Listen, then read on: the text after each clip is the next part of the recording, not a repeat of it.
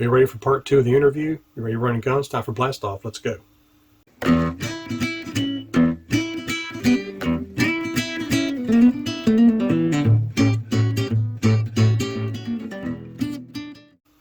Hey guys, Todd here with you. Welcome back to Bassin 101. Part 2 of the interview. John needs no introduction. Let's just go right to it. Well, so how did you get up with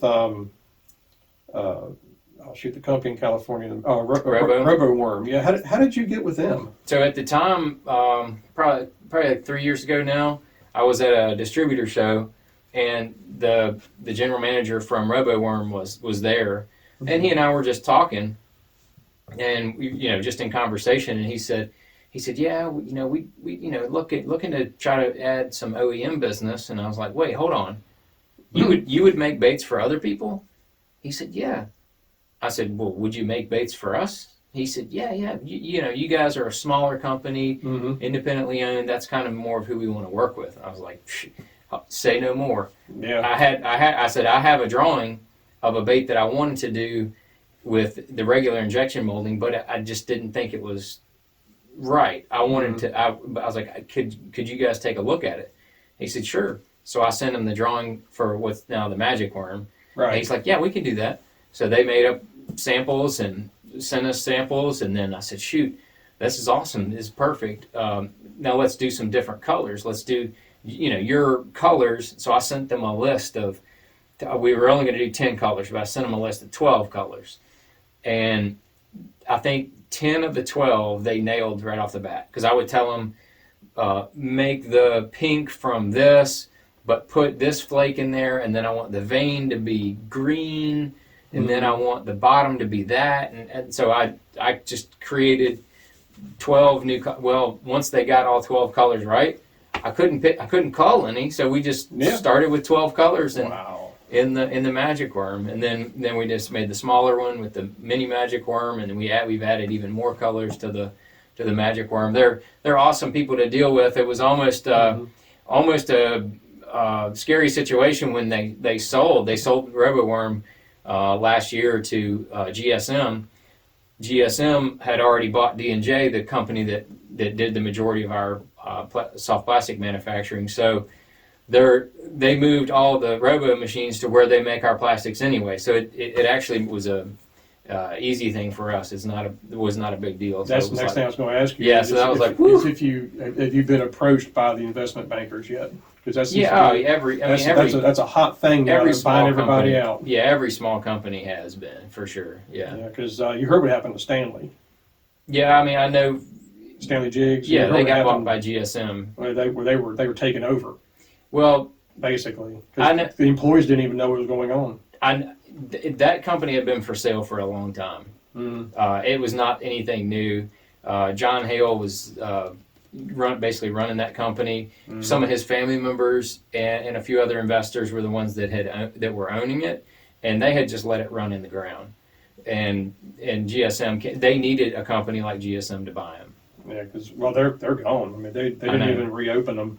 I know that was the contingency that John told me, was that whoever bought them, they wanted to keep everything there. And I said, dude, that ain't gonna happen. No. I said, somebody's gonna in order for somebody to buy you, they're gonna move the manufacturing to where they want it. He's like, I said, I wouldn't do that. I said, if I was able to buy Stanley, I said, I would have to move it. I said, I don't live in Texas. You're gonna have to find somebody that lives within an hour of you that would be willing to buy it and re-fire it up. I said, but I just don't think that's going to happen. Yeah, I won't mention her name, but the woman I talked to there, because I used to buy my stuff there all the time. Yeah, they're great people. And they would actually make stuff for you in the house. I would tell her, I like this spinner bait, but I kind of wish it had this blade combination. She says, we can do that. No extra charge. Yeah. I kind of mix colors on the script. Of course, whatever you want to do, jigs, whatever you want to do. Yeah. And I remember I ordered some jigs there one time, and I wasn't sure of the color. I told her, I says, well, I'm looking at this one color here, but I'm not sure, if I should just buy a jig or something and just try the color or whatever. And I said, but let me go ahead and order this one right here. And she said, okay, because I got like a 10-pack of them, whatever. When it came in the mail, she sent me a Ziploc bag of 10 skirts of the other color, just the skirts. and with a letter inside saying, in case you change your mind, here's some skirts.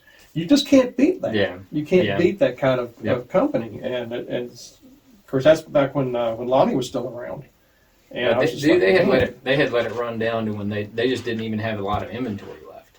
And a lot of the inventory they had was really old, and Yeah. you couldn't even hardly sell it. So they had to do something. And the fact that a company like GSM came in and bought them will let that name and that legacy continue.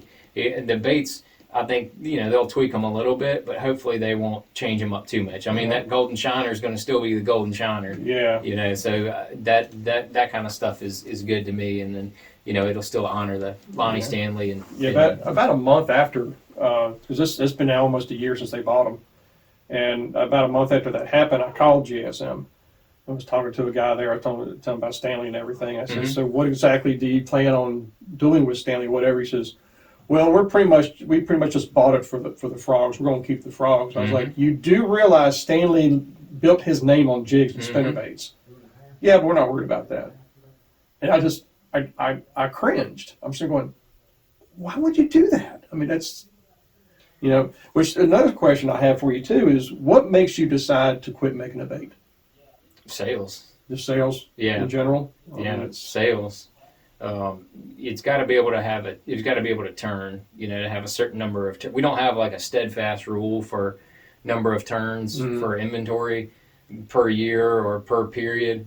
And then sometimes we'll have a bait that we have inventory, and we might have for the number of turns, we might have 2 years worth of inventory sitting back there on the shelf. So we typically don't discontinue that. A lot of times we'll just let it live until it goes out. So we ended up discontinuing the drop crawl and the missile crawl, Right. because and the tomahawk, because they just didn't turn. They didn't turn enough to keep them profitable. So how many guys are you sponsoring? Anglers. So on the Elite Series, is myself, Ed Lochran, Brian Schmidt, and Caleb Summerall.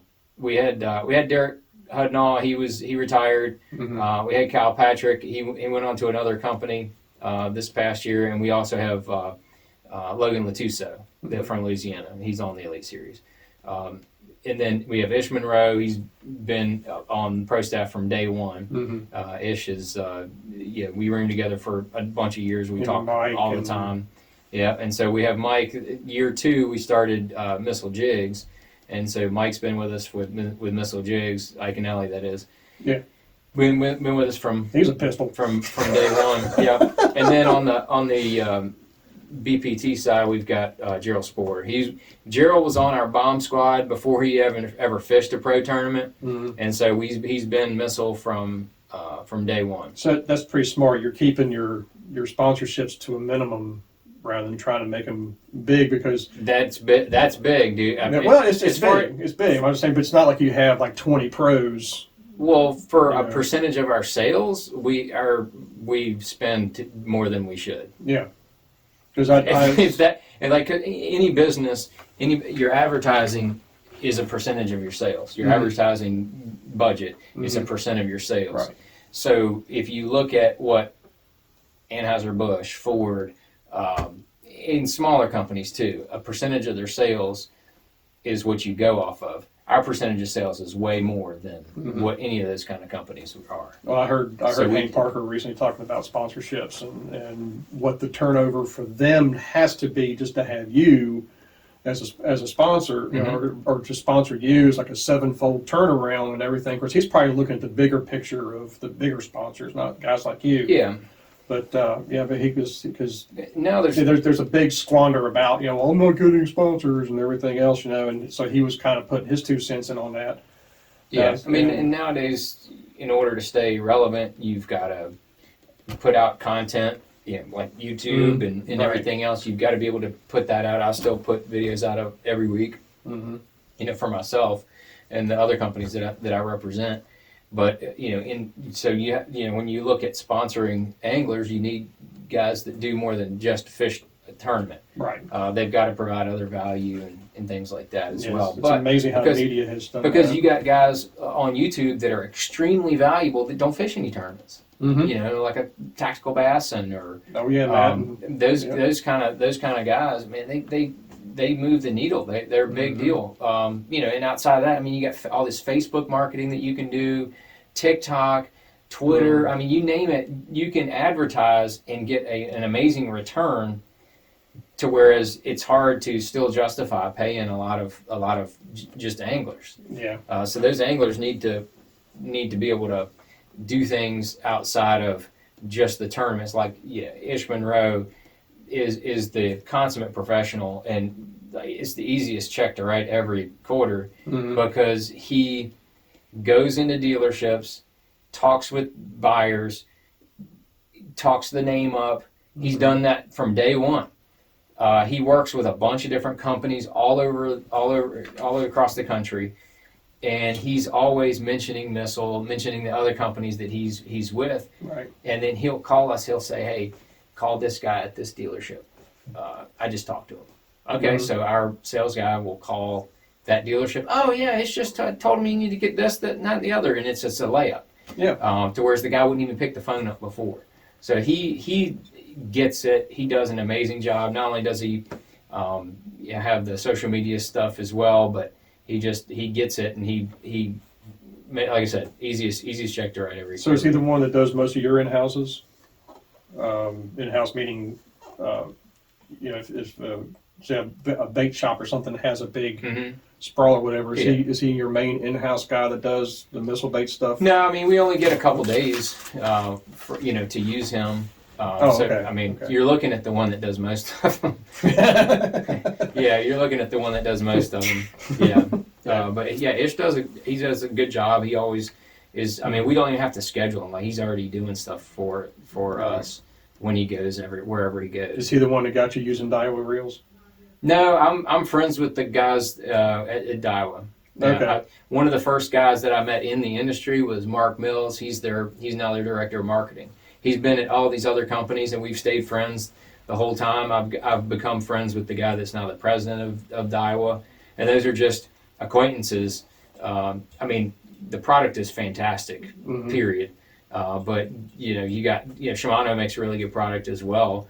I know a few of the people over there, but I'm just way closer friends with the people at Daiwa. So I was just curious because I every time I see you do a video, I see you using Daiwa, and I was kind of like, that's really interesting because all my viewers know that I'm a Daiwa nut, and I've got massive collection of vintage rods and all that kind of stuff. And believe it or not, one of my favorite reels is still the original PS10. Before the magnets even come out, I bought one when I was a little kid. I bought the first Magforce when it come out when I was a little kid. Yeah. And but for some reason, I'm still using the old red 3R Millionaires from the 70s. How about that? You can't kill them. Yeah, that's wild. You just can't kill them, and they're just slick as dog snot. Yeah. No ball bearings either, just brass bushings. It's crazy. You can't even get ball bearings for them anyway because they're a very unusual size. So I can't even find bearings, but I get them and rebuild them. I did a video a couple of years ago rebuilding a Millionaire 3R, and the only addition I did to it was the Abu Garcia handle. That's the only modification I did. Well, the other modification is most guys don't like them because you got the control on the palm plate side. But if you take Teflon tape, like plumber's tape, and put a real small, thin coating on that thread, and when you screw that back on there, it will never move again. So I taught that little trick when I was rebuilding it. I said, because a lot of guys, when they hold it, especially the Abus, they would constantly hit that knob and get pissed off about it. It's like, if you take Teflon tape and put that back on there, it'll never move again unless you move it yourself. Yeah, unless you manually. But yeah, for some reason, I just love those rods and pistol grips. I wish people would start making pistol grips again, but like you said, it's not in the market. Cashin will make them. Yeah. They make like 6 or 8 every year because people will call them up and tell them they want a pistol grip. All right, sure. What do you want? Yeah, Give us a blank. I build my old rods too, my own rods too. So It's I use, funny. Because they still get people that ask for them, but they'll make them. Yeah, a lot of times because I'm an eBay junkie, and a lot of times if I get one in, 9 times out of 10, they'll come in broken. Yeah. And of course, the person just says, just keep the rod or whatever. So, dang right, I'll keep the rod, and I'll put that sucker right off at the pistol grip right there and buy another blank, and drill that back out, put that blank in there. So I got me a Daiwa pistol grip, a 5.5 footer, but it's a performance blank instead, or something like that. I just redid one of those. So I don't mind them, but my channel is a lot of old school stuff because I just love old school, and it's amazing how many people I run into on my channel that still throw 5.5 foot pistol grips and everything else, and it's like, if you build a pistol grip today and it's on the same blank with today's reel seat, it's not the same thing. It's not the same feel. Yeah. Because the whole point about the pistol grip is it has a slight cutout behind that rod blank, and so that reel sits down in there. It's more formed to your hand. New reels just don't feel right. But it's interesting because the loose speed spool, I had one guy tell me that was the very first low profile. I'm like, I'm sorry, Daiwa had the first low profile. The loose speed spool, if you hold it side by side to a 4600, they're the same size. So yeah, that's not a low profile. It just looks it because of the swoop. Right. Yeah. So, but the very first one, the S-Went, was it the SM2A, which I've got a couple of, was the very first one. That was Bill Dance's secret. Cool. Yeah. I got a 1980 Bassmaster. It's got Bill Dance's secret weapon, and everything, but he's got his hand over the reel so you can't see what it is. And then like a couple of months later, they actually showed the picture of the reel in another ad. I was like, oh, okay. But I remember as a kid watching, watching that. I did a video not too long ago where I went through stages of the SM2A all the way up to, I think was it the CA100 or CA100? I think is what it was. And so it's just kind of because I got one of every period from there, and it was just interesting. I can't believe the prices of the millionaires right now. You probably remember them, the old gold reels. The Z series millionaire are outrageous right now, like $200. I'm just glad the ones I bought were like $50 at the time I bought them. Yeah, I got find them. I got a box full of them. Can't find them. The old Z series, man, they're just they're on eBay. You can find them. Yeah, right. You can pay for them. But it's a blind demand. So as far as the scent that you use on the baits, is that something you came up with yourself?